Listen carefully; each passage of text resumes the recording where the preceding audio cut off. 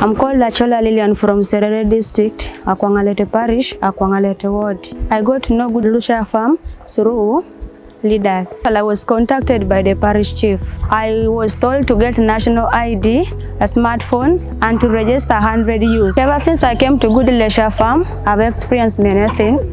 First of all, I've got the new environment. Okay, the environment is not like the place where I came from. Actually, there is just a village and here is just town.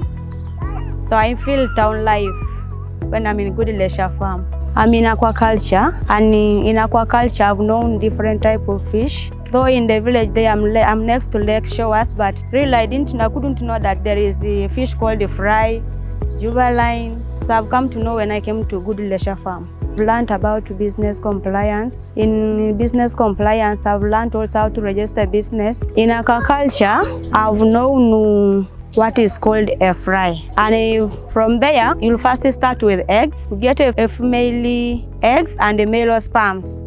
Then you take to the hatchery.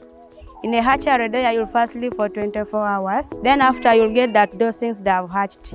When they hatched from there, you cannot just rush to bring those things to the fish pond. You'll first leave them to be for 2 days for them to first relax. Because when you just hurry to bring them to the fish pond, they will die. Now when you bring them to the fish pond, you are not encouraged to enter in the fish pond using your legs. You just step aside, then you pour those fry aside. After the fry, you come to fingerlings. From fingerlings, you come to juvenile. From juvenile, you come to table size. And in table size, you'll be able to sell in affordable price you want.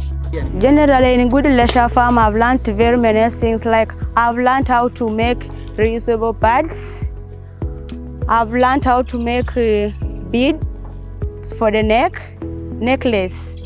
I've learned how to make a bangle for the hand.